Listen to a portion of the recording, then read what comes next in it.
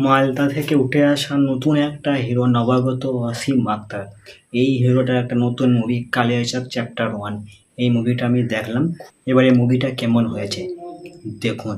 মুভিটা একবারে অসাধারণ হয়েছে, খুব সুন্দর হয়েছে। এটা 2019 সালে ঘটে যাওয়া একটা সত্য ঘটনার অবলম্বনে তৈরি। এইবারে মুভিটা যেভাবে তৈরি করা হয়েছে ভাই একবারে হ্যাটস অফ, অসাধারণ মুভি। কিন্তু এখানে অসীম আক্তারকে যেভাবে ইউজ করা হয়েছে সেটা কিন্তু আউটস্ট্যান্ডিং। আর অসীম আক্তার একবারে অসাধারণ হিরো, খুব সুন্দর হিরো।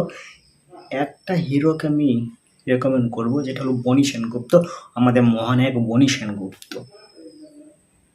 শিখো তো, তুমি একবার শিখো এই হিরোটাকে দেখে, তুমি একবার শিখো কিভাবে মুভি করতে হয়, কীভাবে অ্যাক্টিং করতে হয়, সেটা তুমি একবার শেখো।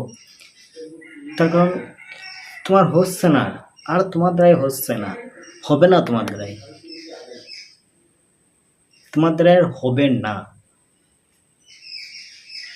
কালিয়াচক চ্যাপ্টার 1 মুভিটা একবার দেখো, এই হিরোটাকে লক্ষ্য করো, এর মতো করে পারফর্ম করে দেখাও।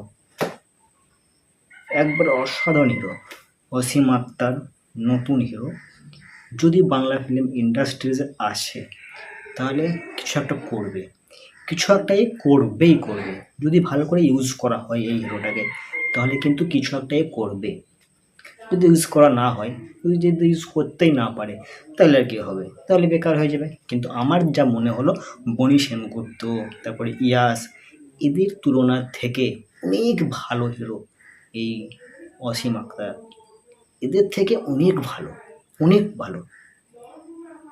ঠিক আছে, আমি জিৎ দেব, অঙ্কুশ, সোহম বা আরও যা হিরো আছে তাদের তুলনায় যাচ্ছে না। আমি শুধু ইয়াস, বনি, এই দুটো হিরোর তুলনা করছি আমি।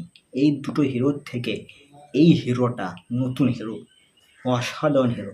কালিয়াচক চ্যাপ্টার 1 মুভিটা দুর্দান্ত মুভি, খুব সুন্দর মুভি, খুবই সুন্দর লেগেছে মুভিটা আমাকে।